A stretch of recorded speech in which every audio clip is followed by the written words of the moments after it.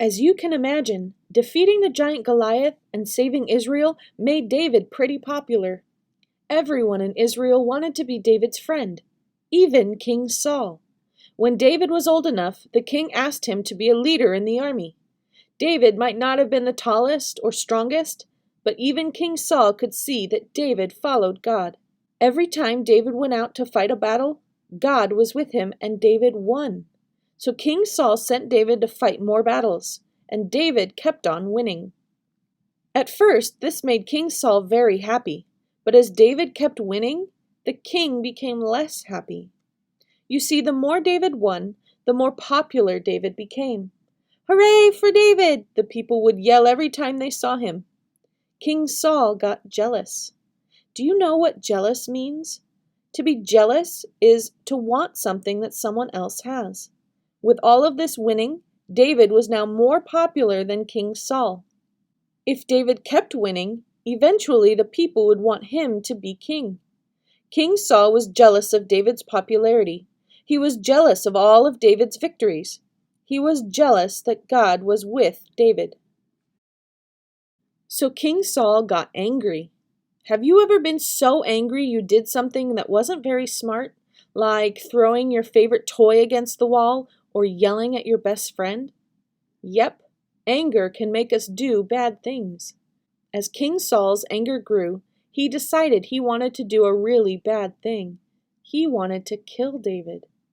That's right, even though David was helping King Saul win all these battles. Even though David was helping keep Israel safe. David knew that King Saul wanted to kill him. It's a bad thing when a king wants to kill you because the whole army obeys the king, whether they want to or not.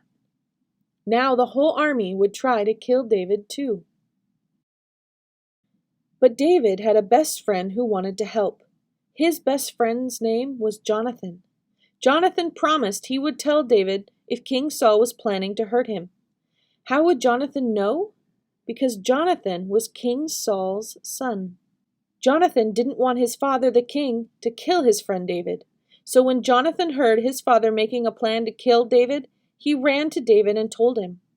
David knew he couldn't stay around King Saul or his best friend Jonathan anymore, so David ran away from King Saul and his army. He hid in the desert. He hid in caves. He waited for God to tell him what to do next. How long do you think David ran from King Saul? A week? A month? 8 years.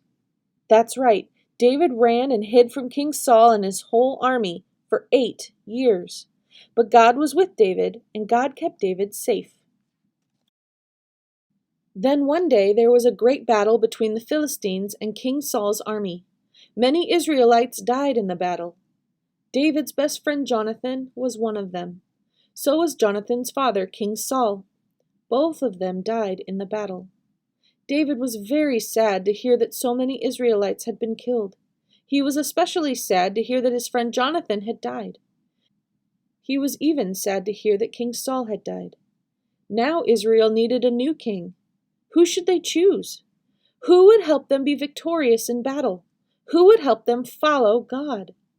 The Israelites thought about it, and they remembered who had been following God all along. They remembered who God had helped win all those battles before he'd been forced to run for his life. David.